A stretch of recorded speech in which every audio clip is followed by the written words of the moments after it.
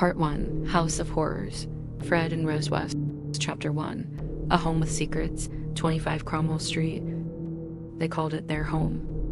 But to the world, 25 Cromwell Street was something else, entirely a tomb. A prison, a place where nightmares were built brick by brick. You'd walk past it and never suspect the horror within. It was modest, beige, with a cracked facade and curtained windows. But if those walls could speak, they'd scream. Fred and Rose West lived there with their children. To neighbors, they were odd but not dangerous. Fred charming at first glance wore a mechanic's grin. Rose, quieter, her eyes heavy with something no one could name. But inside, they were building something no family should ever know. A routine of terror. A ritual of control. Fred reinforced the basement himself, often locking the door. Rose babysat young girls. Many never left. People vanished around them, but no one looked too closely, not in Gloucester. Not then. This house number 25 stood in silence, hiding the cries that echoed behind drywall. Until one day, police dug beneath the floorboards and uncovered the first skeleton, and then another, and another. But it wasn't just what they found, it was what they didn't. More victims, still missing, still unspoken, still somewhere. What if the house could still remember the names that were never said out loud? Shall I continue with Chapter 2, The Making of Monsters, Fred and Rose's Early Lives? Chapter 2, The Making of Monsters, Fred and Rose's Early Lives. Every story has a beginning, even those that descend into darkness. To understand how 25 Cromwell Street became one of Britain's most infamous crime scenes, we have to go back to when Fred West was just a boy, and when Rose Letts had yet to meet the man who would shape her future in terrifying ways. Fred West was born in 1941, the son of a struggling farm laborer in Herefordshire. Life on the farm was harsh. Poverty clung to the family like fog, and the West household operated with few boundaries. Neighbors whispered about what might have happened behind closed doors. But in those days, you didn't ask too many questions. Fred left school early, barely literate, and by his late teens had already begun showing disturbing behaviors, manipulation, lies, and a deep disregard for rules, especially those protecting others. A motorcycle accident when he was 17 changed him even more. Head trauma. He was never quite the same. Some said he became colder, more erratic, harder to reason with. But the truth is, Fred never had a normal moral compass to begin with. The accident may have cracked it further, but it was already broken. Then there was Rose Letts, born in 1953, 12 years younger than Fred. Her early life wasn't easier. Raised in a house ruled by control and fear, she too grew up in an environment that blurred the lines between care and cruelty. Reports suggest her father was authoritarian, strict in ways that left emotional scars. Rose withdrew, becoming unpredictable, violent, even toward her own siblings. At school, her behavior raised concerns, but once again, no one intervened. And then Fred met Rose. He was in his late 20s. She was just 15. He saw something in her, a volatility he recognized, maybe even admired. And she, in turn, found in Fred a man who seemed to understand her own chaos. They bonded fast, disturbingly fast. Against her parents' wishes, she moved in with him soon after, and that's when the walls of their new life began to close in. The couple was inseparable, but it wasn't love. Not the way most people define it. Their relationship was rooted in dominance, control, and secrets. Fred encouraged Rose to act on her darkest impulses, and she did. What began as emotional control quickly escalated into something far worse. It's important to understand this. Not everyone with a traumatic past becomes a monster, but Fred and Rose, they didn't just inherit darkness, they nurtured it, fed it, shared it. Their union wasn't a healing of broken people, it was the fusing of something deeply dangerous. By the time the authorities took serious notice, it was already too late for many of their victims. What would happen when two broken mirrors reflect into each other? A hall of distortions, a world without clarity.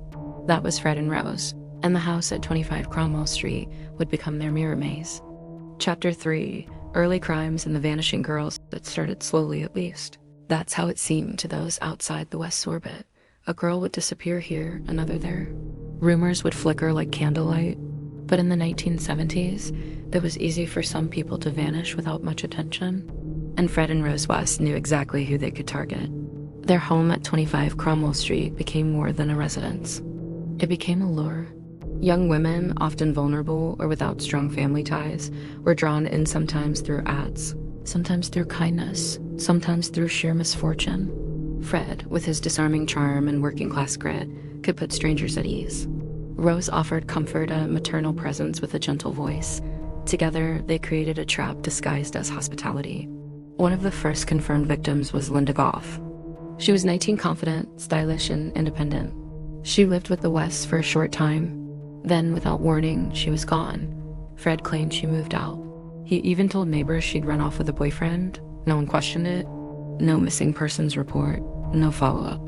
But beneath the floorboards, her body was silently waiting to be found. Over the next few years, more young women vanished. Most were hitchhikers, lodgers, or girls with few social safety nets. Carolyn Owens, a teenager working as a nanny for the Wests, nearly became another victim, but she managed to escape. She reported them to the police. They were arrested. But in a deeply flawed moment of justice, the charges were reduced. They paid a small fine and were released. That mistake would cost more lives than anyone realized at the time. What authorities missed or refused to see was the ritual forming in that house. The basement became a place of no return. Cement was laid with a cold precision. Rooms were modified. Locks were added, not for safety, for silence. And all the while, Fred and Rose lived their public lives, shopping, smiling, raising their children. By the midnight 1970s, the disappearances had a pattern. But because the victims weren't high profile, and because Fred and Rose were skilled manipulators, suspicion never landed where it belonged. And yet, there were signs. Neighbors heard screams, sometimes at night. But Fred always had explanations. It's just the telly, he'd say, or one of the girls is having a tantrum. Police were even called once, but after a brief conversation at the door, they left. The walls held in their secrets. For now, then there was Lucy Partington, a bright 21-year-old student. She vanished just before Christmas on her way home from a friend's house. Fred later confessed that he picked her up while she was hitchhiking. Her remains were discovered years later beneath the house, along with a disturbing detail. Her body had been kept before being buried. Every missing girl had a name, a life, a family. And yet for decades, their stories remained unfinished, buried beneath years of police missteps, societal blind spots, and calculated lies. Even as the Wests added more victims to their twisted ritual, the world kept turning. Kids played in the garden, mail was delivered. The house wore its silence like armor. What if you walked past it every day? Would you have noticed anything strange? The truth is, predators often don't look like monsters. Sometimes they smile, offer tea, ask about your day. And if you let your guard down, they close the door behind you. Chapter 4, Inside 25 Cromwell Street, the house that hid everything. It looked ordinary. A beige, 3-story townhouse in Gloucester, tucked between similar homes. Nothing about it screamed danger. But inside 25 Cromwell Street, horror had a blueprint. Fred West was not just a laborer, he fancied himself a builder. And over time, he began altering the house, not for comfort, not for aesthetics, but for control. He added a special room in the basement, one without windows. He reinforced the walls, installed bolts, hooks, and soundproofing materials. He built secret alcoves behind walls and beneath floorboards. Some rooms were divided with crude partitions, areas only Fred had keys to. Even the bathroom was rigged with peepholes. Every square foot of the house was turned into something else, something darker. A machine for cruelty. Upstairs, life looked normal. Downstairs, it was a different world. And through it all, Rose played her part, not as a bystander, but as an architect in her own right. She wasn't passive, she wasn't blind. In many cases, she was the one who lured the girls in, the friendly landlady, the one who made tea, asked about their lives, offered them a place to stay. She seemed trustworthy. She was a woman, a mother. That alone disarmed so many victims. But once the door shut and the lock clicked, nothing was ever normal again. Children in the house were forbidden from going downstairs.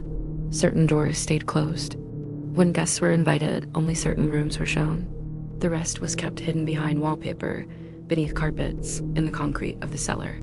Fred, obsessed with control, often worked alone at night, digging, sealing, remodeling. His children would wake up to find the smell of cement in the air, their father's boots caked with dirt.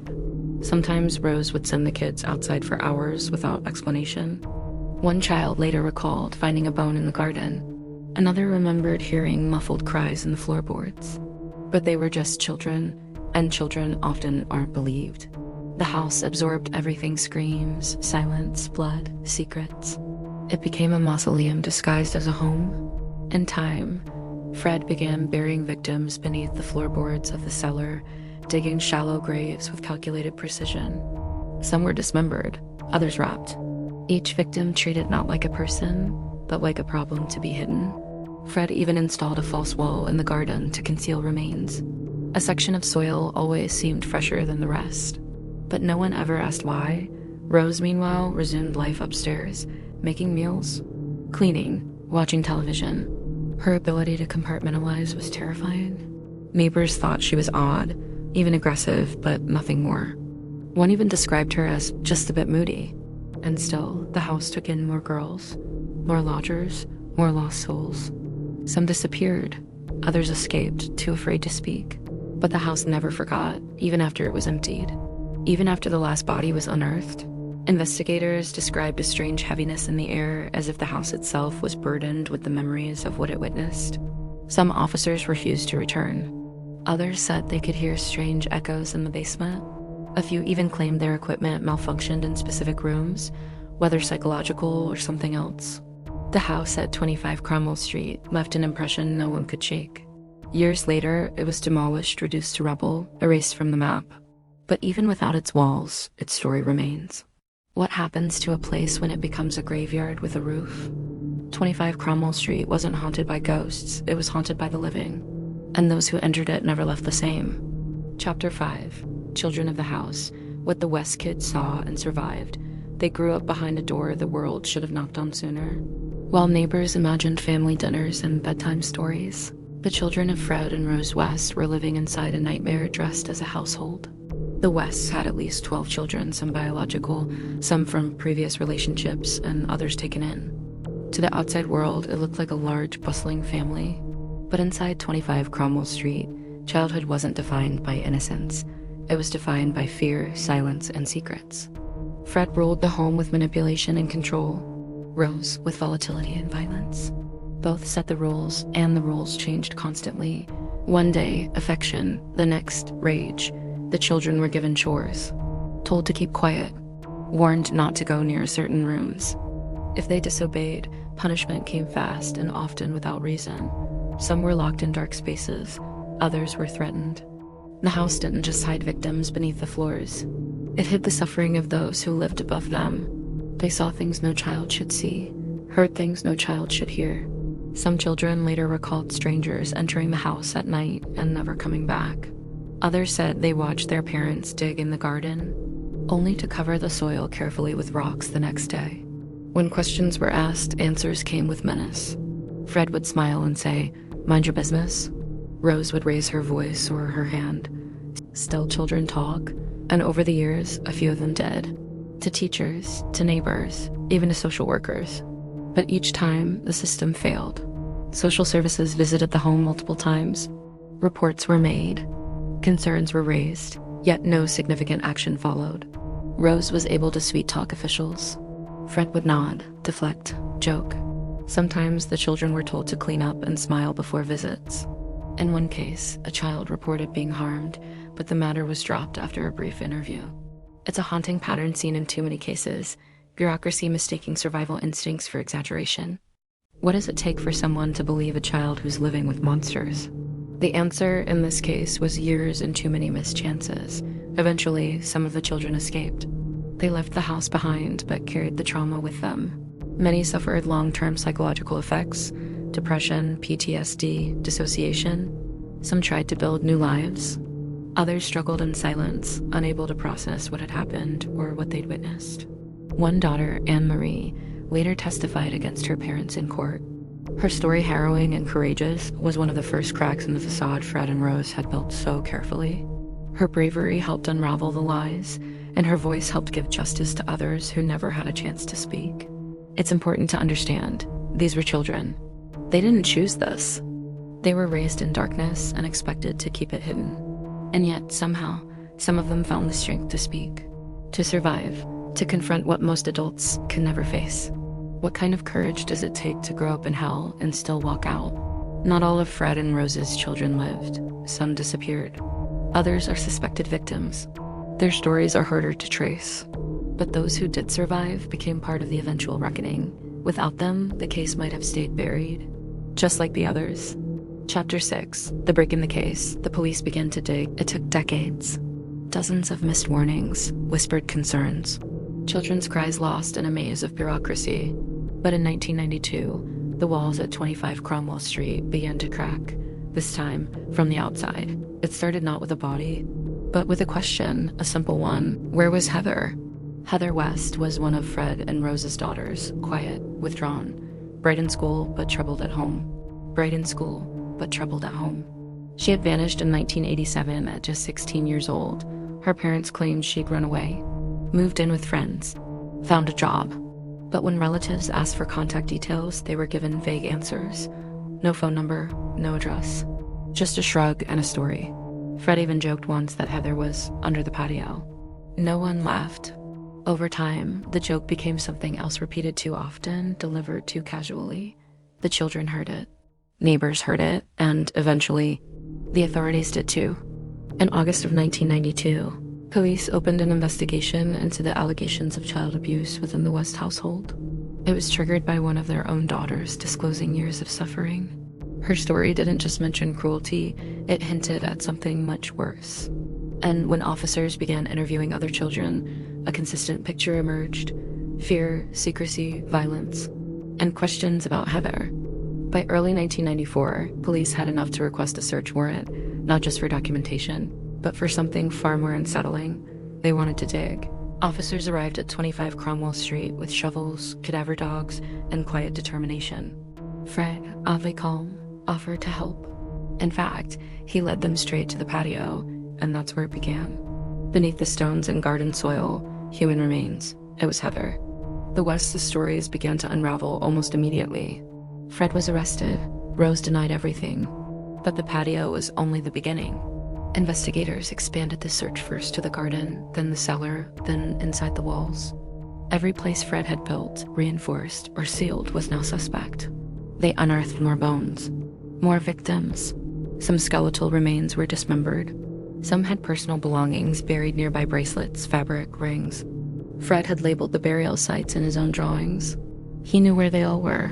In total, the remains of at least 12 young women were discovered at 25 Cromwell Street and at a nearby property where Fred once lived. The full list of victims spanned decades. Some were identified, others never were. As the evidence piled up, Fred began to talk, but carefully. He gave only what he wanted. When pressed, he grew defensive, sometimes rambling, sometimes evasive. He claimed Rose knew nothing, that she was innocent. But the survivors, the children, and the physical evidence told a different story. And so Rose was arrested too, initially for child abuse, but soon for murder. She denied everything, refused to confess, and claimed Fred had framed her. The media caught on quickly. The House of Horrors, they called it. Crowds gathered at Cromwell Street. Police cordoned off the entire block. The neighborhood was stunned. Reporters dug into the West's past. Every day, a new horror surfaced. But for law enforcement, the nightmare had only just begun. This wasn't just about justice, it was about counting the dead, and fearing they hadn't counted them all. By the end of 1994, police had compiled enough evidence to charge both Fred and Rose West with multiple counts of murder. But then, something happened. Fred West, days before his trial, was found dead in his prison cell. He had taken his own life. And just like that, half the answers died with him. But Rose would face the courts, and the house that swallowed lives would finally be forced to speak. Chapter 7, The Trial of Rose West, Silence, Survival. And sentencing. By the time Rose West stood trial in 1995, the world already knew her name. But what it didn't know, what everyone wanted to know, was just how much she had really done, and how much she had helped Fred do. Fred was gone. He had ended his life in January of that year, just before his preliminary hearings could begin.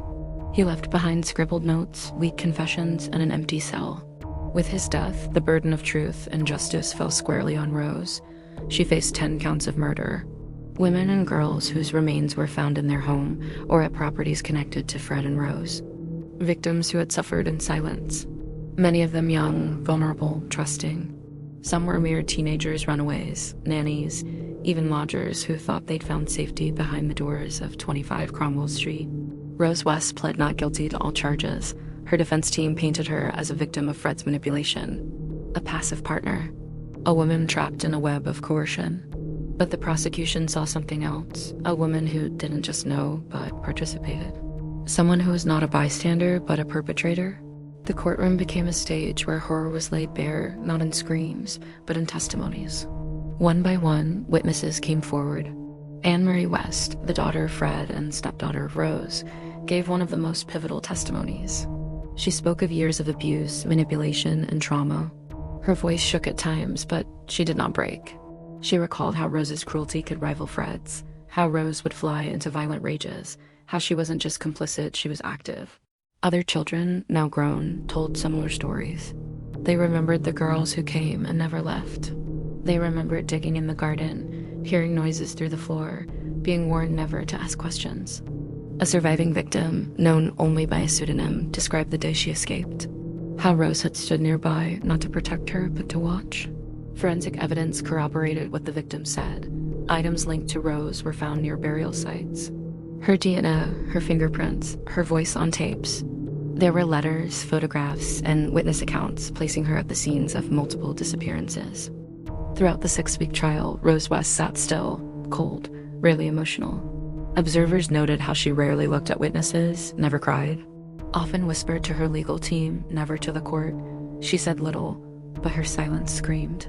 She said little, but her silence screamed. On November 22, 1995, the jury returned with a verdict, guilty on all 10 counts. The courtroom held its breath as the sentence was read, life imprisonment, no possibility of parole. The judge described her crimes as appalling and depraved. He said Rose West had shown no remorse and had committed grave breaches of trust. She was transferred to HMP Bronzefield and later to HMP New Hall, where she remains to this day. Fred was gone, Rose was imprisoned, but the case was far from over. Because despite everything, despite 12 known victims, despite years of horror, police believed there were more. Unmarked graves, unidentified remains.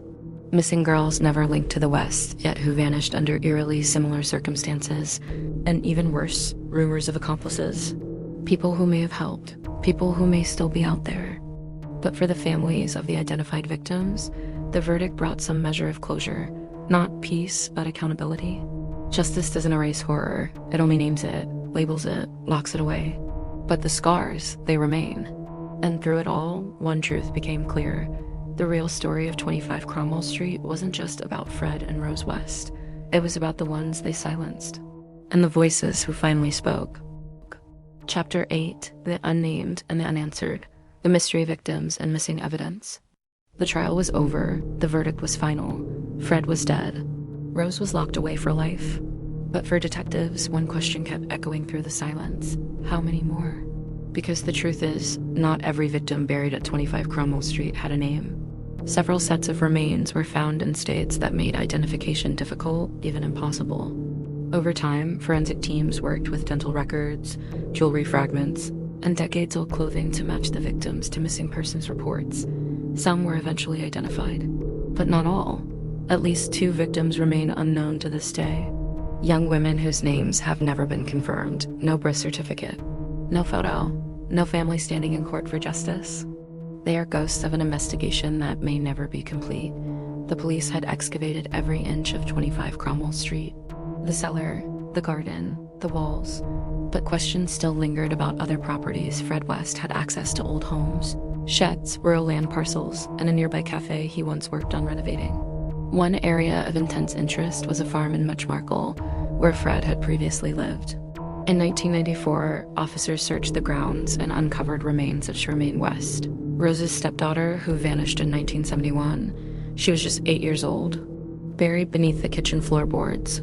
Her death predated many of the known murders, and her discovery proved that Rose had killed even before she met Fred. Still, even with the new evidence, it didn't answer everything. Some missing persons cases from the 1960s and 70s bear eerie similarities to the West's known victims. Young women hitchhiking through the region, travelers looking for work or shelter. Several police departments have reopened old case files in hopes of finding links. But decades have passed. Records are incomplete, families have scattered. Some victims were never even reported missing at all. And in that silence, monsters thrived. Investigators began to suspect that Fred and Rose West's murder timeline might stretch back further than 1973, and perhaps include many more victims than officially documented. A chilling map of locations, names, and behaviors began to form. But without hard evidence, the case remains open, just not active. One disturbing possibility is that some remains may have been destroyed, relocated, or buried in places that will never be uncovered. Fred was a builder. He had access to concrete, soil, industrial sites. If he wanted someone to vanish completely, he had the means and he had practice. There were also stories from surviving family members, unconfirmed, but haunting, about Fred hinting at the ones no one will ever find. Investigators took those words seriously, and yet they reached a dead end. To this day, law enforcement has never closed the case. Officially, Fred West is believed to have committed at least 12 murders, but unofficially, that number could be far higher. In 2021, Gloucestershire police reopened a brief excavation of a cafe once tied to Fred's past. Tips had suggested there may be remains buried beneath it. After weeks of searching, nothing was found, or so they said. For every grave that's been unearthed, another may remain hidden. For every story we've heard, there's another lost to time. And there are other questions too. What about accomplices? Could others have known? Could someone have helped? Some witnesses over the years claimed Fred and Rose weren't always alone, that they boasted about parties and visitors who might have seen or participated in the abuse. But no one else was ever charged, and no one ever confessed. Were there more victims? Almost certainly. Will we ever know their names? That remains unclear.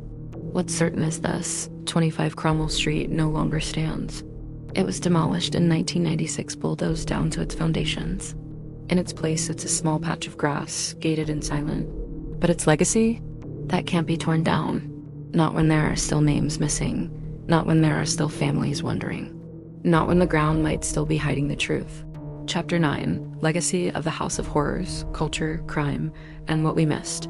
Some stories end in courtrooms.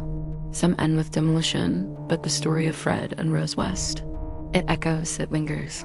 Not just in the ground beneath Gloucester, but in the systems, headlines, and public consciousness that let it happen in the first place. In the wake of the West case, the United Kingdom faced a reckoning, not only with its darkest modern serial killers, but with the institutions that missed every red flag. Social services, law enforcement, education systems, each had encountered the West at one time or another. Each had chances to intervene. They were visited by social workers multiple times. Their children spoke to teachers, raised concerns. Neighbors made reports. And yet, the horror inside 25 Cromwell Street was allowed to grow for over 20 years. How could a house full of victims go unnoticed for so long? Part of the answer lies in the time period. In the 1970s and 80s, systems were less integrated. Communication between agencies was slower. Child protection laws, though present, lacked teeth. Missing persons reports, especially for teenagers, were often dismissed as runaways. Unless the missing girl came from a wealthy or high-profile family, the urgency wasn't always there. Fred and Rose knew that, and they exploited it. But the other part of the answer is far more uncomfortable. People didn't want to believe that a normal-looking couple could be that evil. Fred was affable. Rose was a mother. Together, they hosted barbecues, visited pubs, smiled at neighbors. It wasn't how people pictured killers. And when something didn't fit the stereotype, society looked away. The greatest horror of the West case wasn't just what happened, it was how many people ignored the signs. The legacy of 25 Cromwell Street has since been dissected in documentaries, books, and academic studies. It's been used as a case study in criminology courses. The home became known around the world as the House of Horrors. But behind the media coverage and morbid curiosity lies a deeper truth. This wasn't just a true crime case. It was a systemic failure. After the trial, child protection reforms were pushed harder in Parliament. Agencies were encouraged to communicate across departments. Schools were urged to take concerns more seriously. The Every Child Matters framework, developed in the early 2000s, was shaped in part by past failures like the West case. But even then, cracks remain. In pop culture, the Wests became symbols of evil. Countless books and interviews tried to unpack why they did what they did. Psychologists pointed to their own abusive upbringings. Neurologists discussed Fred's head trauma. Others analyzed the dynamic between them, how one fed the other's pathology. But even with all the insight, some questions still can't be answered. Why didn't they stop? Why did no one act sooner? And how many lives could have been saved? For every case like the West, there are lessons. But those lessons come too late for the victims. The cultural memory of the case continues to resurface. News outlets revisit it on anniversaries. True crime podcasts re-examine the evidence. Survivors write memoirs reclaiming their voices.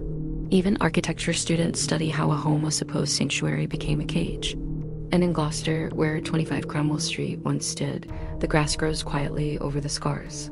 Locals walk by, some aware, others not. The house is gone, but its legacy is rooted deep. It asks us to look closer, to listen, to believe the unbelievable. Because the next Fred and Rose West may not live in a broken-down house or behind steel bars. They might live next door. Evil doesn't always wear a mask. Sometimes it smiles, offers a cup of tea, asks about your children, and then shuts the door. Chapter 10. Final thoughts. The victims, not the killers. In stories like these, the monsters often take center stage. We dissect their past, their motives, their methods. But somewhere along the way, we risk forgetting who really matters, the ones who didn't walk away, the ones who didn't get a second chance. So now, as we close the door on 25 Cromwell Street, let's shift the spotlight. Let's remember the victims. They had names. Heather and West, just 16, a daughter. Quiet, observant. She loved animals and hoped to escape the chaos of her home. She was buried beneath the family's patio. Sherman West, only 8. Fred's stepdaughter, taken from a childhood that barely had time to begin. Her remains were hidden for decades beneath floorboards. Linda Goff, minus 19. A hairdresser with a spark of independence. She moved into Cromwell Street and never came out again. Lucy Partington, minus 21, a brilliant English literature student. She vanished waiting for a bus after visiting a friend. Her disappearance shook her family for years.